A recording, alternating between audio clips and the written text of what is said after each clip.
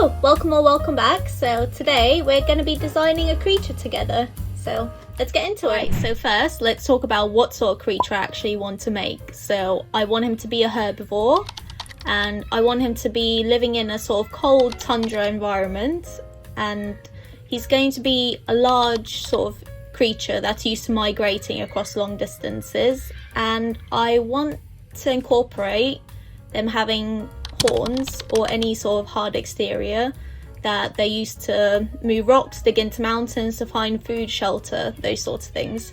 So that's kind of what I'm working with. Let's get into it. So I started off by drawing some animals from references just to get some inspiration at first, as well as just looking at different types of photos of them. And I mainly stuck to looking at larger animals. And this is where I started to draw out my own ideas based on some of the references, and I just went with the head to start with. I thought that was just a good place to start with developing just get some shapes down. And I ended up doing a few more of these before I was happy to start moving on to the rest of his body.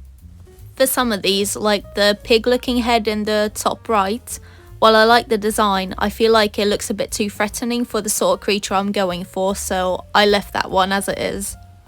I then started to develop the body, and because I knew I wanted him to be a sort of large creature, that's sort of what I stuck to in my designs. Here is a sheet explaining why I incorporated some aspects into his design, which will ultimately help with like camouflage, as well as just surviving in this sort of climate. When drawing this, I realised I still wasn't 100% sure on like the head, so I kind of went back into doing more designs with the head just to figure out where the tusks would go properly. So that's what you're seeing here. From here, I started to think about the human interactions between these creatures and the person. So I started off with some simple saddle designs, as well as I looked at some traditional Inuit clothing designs, so I just did a few drawings of them. So here at the end, I've just got a little time lapse of my little creature, and I think I'm gonna call him a Kalulu. I don't know, it sounds right for him.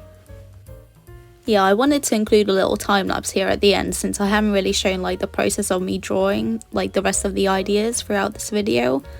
Which also means like when I was doing it, even though I spent so much time like drawing, when I actually came to compile everything in a video, I realized just how short it is just because I've got just the images.